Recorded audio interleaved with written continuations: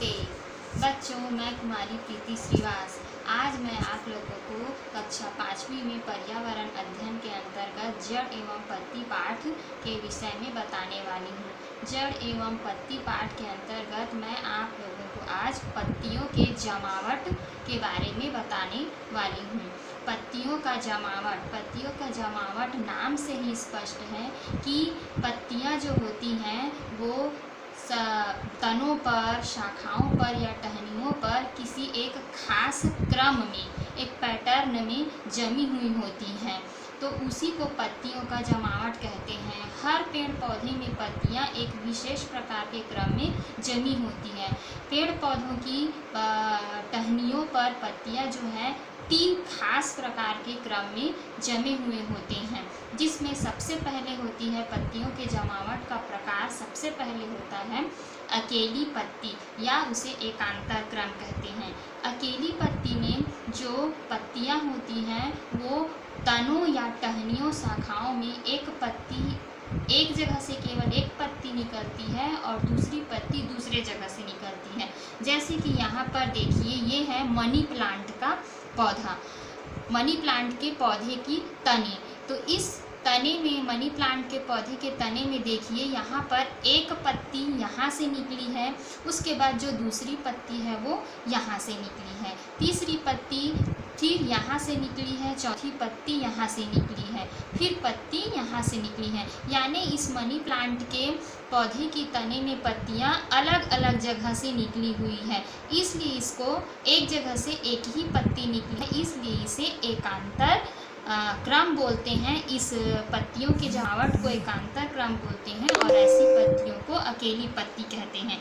इसी तरह से यहाँ पे देखिएगा, ये है दूबी में भी देखिए, दूब बोलते हैं जिसको, घास दूब। इसमें भी देखिए आप, एक पत्ती यहाँ से, दूसरी पत्ती यहाँ से, तीसरी पत्ती यहाँ से, चौथी पत्ती यहाँ से, यानी यहाँ पर भी एक पत्ती एक जगह से एक ही पत्ती निकली है, दूसरी पत्ती दूसरे जगह से, तीसरी पत्ती तीसरे जगह से, यानी अकेले अकेले निकली है, इसलिए इसे अकेली पत्ती या एकांतर क्रम बोलते हैं। एकांतर क्रम विन्यास है। तो ये हुआ पत्तियों के जमावट का पहला क्रम। इसी तरह से करेले में भी है, ये देखिए करेले की पत्ती है, ये करेले के तना में, इसमें भी देखिए एक पत्ती यहाँ से निकली है, दूसरी पत्ती यहाँ से निकली है, तीसरी पत्ती यहाँ से, तो ये भी है अकेली पत्ती का उदाहरण, यानी एकांतर क्रम। इसके बाद पत्तियों के जमावट का दूसरा प्रकार आता है जिसको बोलते हैं जोड़ीदार पत्ती या विपरीत क्रम। जोड़ीदार पत्ती में जो पत्तियाँ होती हैं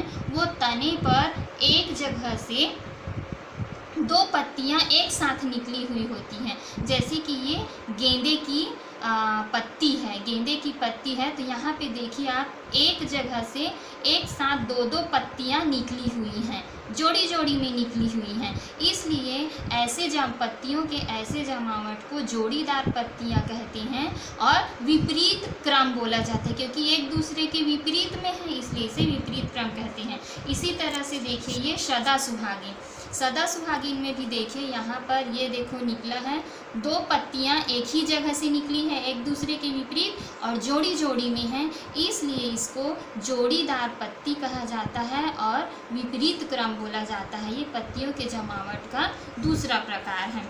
अब आता है पत्तियों के जमावट का तीसरा प्रकार, अंतिम प्रकार। इसको बोलते हैं चक्रीय क्रम या गुच्छेदार पत्ती। चक्रीय क्रम, जैसे नाम से ही पता है कि इसमें पत्तियां जो होती हैं चक्र की तरह तने पर निकली हुई होती है या गुच्छे के रूप में। जैसे कि ये देखिए आम की जो पत्ती होती है वो एक जगह से गुच्छे के रूप में निकली हुई होती है, इसलिए गुच्छे के रूप में निकली होती है, इसलिए इसे गुच्छेदार पत्तियां या चक्रीय क्रम बोला जाता है। चक्र के जैसे चारों ओर एक पत्ती यहाँ से तो दूसरी पत्ती यहाँ से ऐसे निकली हुई होती है। तो आम की जो पत्तियाँ होती हैं वो तने पर गुच्छेदार क्रम में लगी हुई होती है। इसी तरह से ये देखिए कनेर की पत्तियां जो होती हैं वो भी गुच्छेदार पत्तियां होती हैं, यानी चक्री क्रम में होती हैं, चारों ओर गुच्छे के रूप में लगी हुई होती है। तो इस तरह से जो पत्तियां होती हैं वो पौधों की तनों पर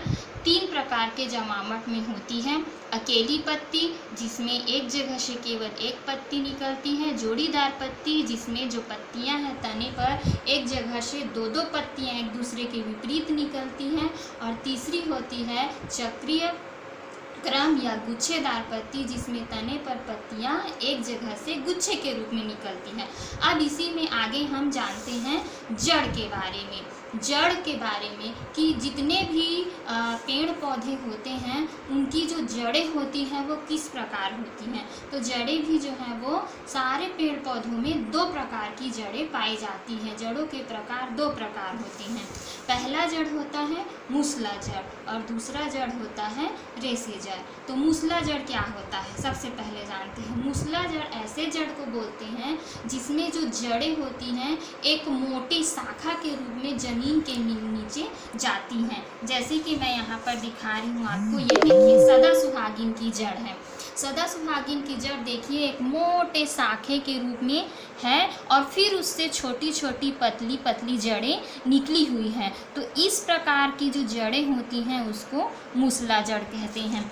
इसी तरह से और दिखाती हूँ, ये देखिए चरौटे का जड़ है। चरौटे का जड़ भी देखिए, ये मोटी जड़ जो है शाखा है, मोटी जड़ है, ये ज़मीन के भीतर जाती है और उससे फिर अन्य जड़ें निकली हुई होती हैं, तो इसको मूसला जड़ कहते हैं। इसी प्रकार से ये देखिए चिरचिरे का जड़। चिरचिरे का जड़ भी देखिए एकदम मोटी शाखा के रूप में अंदर जाती है, फिर उससे पतली पतली जड़ें निकलती हैं, तो इसको मूसला जड़ कहते हैं। ठीक है, इसके ये देखिए बबूल का भी है। बबूल की भी जड़ जो होती है वो मूसला जड़ होती है। मोटी जड़ें जाई रहती हैं और फिर उससे जड़ें निकलती हैं पतली पतली।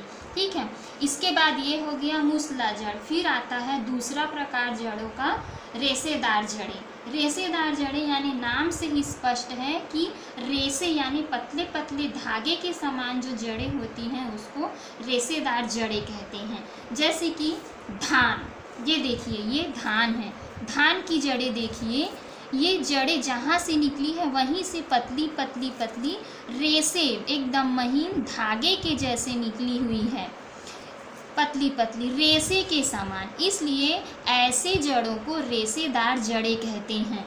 इसी तरह से गेंदे की जड़ें भी देखिए एकदम जहाँ से निकली हैं पतली पतली रेशे के समान जड़ें निकली हैं, तो ये क्या है, रेशेदार जड़ें हैं। तो जिन जिन पेड़ पौधों में रेशे के समान पतली पतली जड़ें पाई जाती हैं उन पेड़ पौधों की जड़ें रेशेदार होती हैं, और जिन जिन पेड़ पौधों में जड़ें जो है मोटी शाखा के रूप में अंदर जाई हुई होती है ज़मीन के नीचे, तो ऐसे पौधों की जड़ें जो हैं वो मूसला जड़ें होती हैं। ठीक है, तो आप लोग अब अपने घर में देखिएगा आसपास यदि जो बेकार पेड़ पौधे हों उनका अवलोकन कीजिएगा और पता कीजिएगा कि उनमें पत्तियों का जमावट किस तरह से है और उनकी जड़ें किस प्रकार की हैं।